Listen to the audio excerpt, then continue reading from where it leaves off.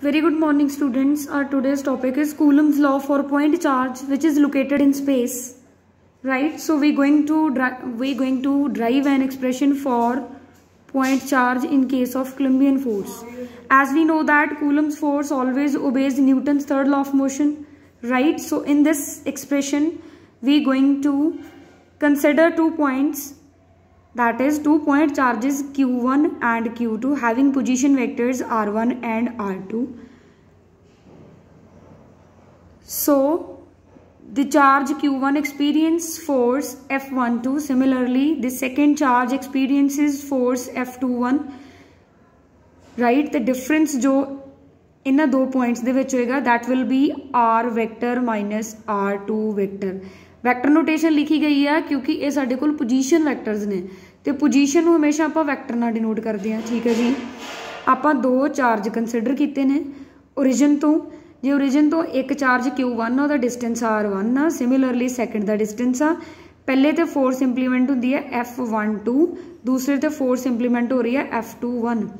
अगर मैं resultant vector कढ़ना है Q1 तो Q2 का कादे बराबर होगा R1 माइनस R2। ठीक है जी, यही चीज़ मैं इधर एक्सप्लेनेशन कंटेंट लिखी है। So let both the charges Q1 and Q2 be positive. Suppose करो कि दोनों चार्ज जोड़े पॉजिटिव है। जे दोनों चार्ज पॉजिटिव आ यदा मतलब कूलम फोर्स जी कूलम फोर्स ऑफ रिपल्शन जी दोनों ते एक्ट करेगी। ठीक है जी, एक चीज़ का ख्याल रखियो असी 2 चार्ज लै रहे हैं, एक साडे को टेस्ट चार्ज होंदा, एक साडे को सोर्स चार्ज होंदा। टेस्ट चार्ज का मतलब है जो फोर्स एग्जर्ट करता है, सोर्स चार्ज का मतलब है जो दूसरे तो फोर्स एग्जर्ट करता। ਇਹਦਾ ਕੀ मतलब होया, एक तो फोर्स अपलाई होंदी है, हो गया टेस्ट चार्ज, ਇਹਦੇ ਦੁਆਰਾ दूजे ते अपलाई होवे ਉਹਨੂੰ ਕਹਿੰਦੇ सोर्स चार्ज। अपलाई हो रही है टू एग्जर्ट हो गया टेस्ट चार्ज, ਜਿਹਦੇ ਤੇ अपलाई हो रही है बाय एग्जर्ट फोर्स हो गया सोर्स चार्ज। ठीक है जी, ਉਹਨੂੰ ਕਹਿੰਦੇ Q2।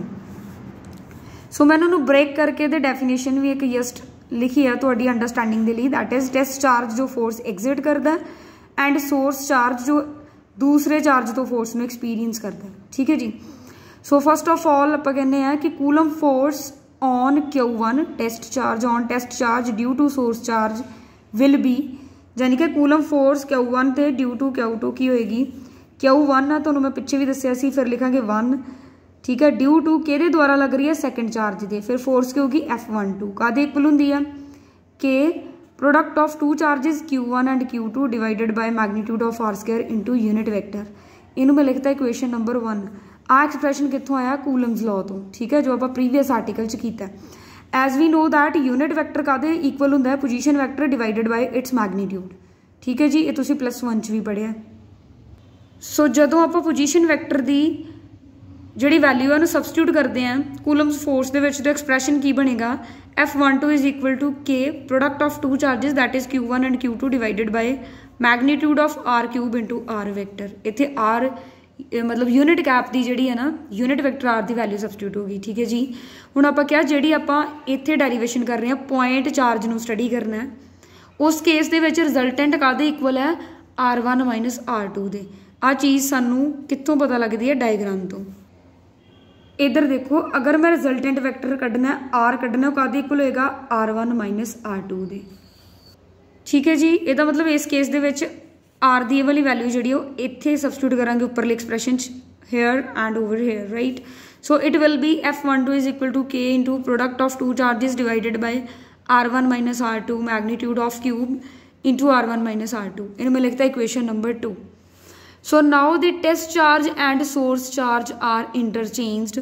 जदों असी Q1 ते Q2 नूं इंटरचेंज करते हैं, यानी कि टेस्ट चार्ज ते सोर्स चार्ज नूं आपस इंटरचेंज करांगे, फिर की होएगा साडे कोल असी कहने हैं therefore force on Q2 by Q1 is given by, वो की बन गई Q2 ते फोर्स लग रही है बाय किहदे द्वारा 1 दे, जिहदे ते लगदी हमेशा फर्स्ट ते जिहदे द्वारा लगदी हमेशा बैक ते लिखा जाता। राइट, वो की बन गया F21 कादे इक्वल है प्रोपोर्शनैलिटी का साइन हटा के आया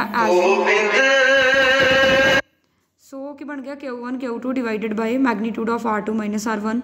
सिमिलरली जे इत्थे 2 आ फिर इत्थे भी R2 होएगा, इत्थे 1 इत्थे R1 होएगा। जदों इत्थे R1 इत्थे 1 2 सीगा फिर इत्थे R1 ते R2 सीगा। ठीक है, मैं लिखता इक्वेशन नंबर 3।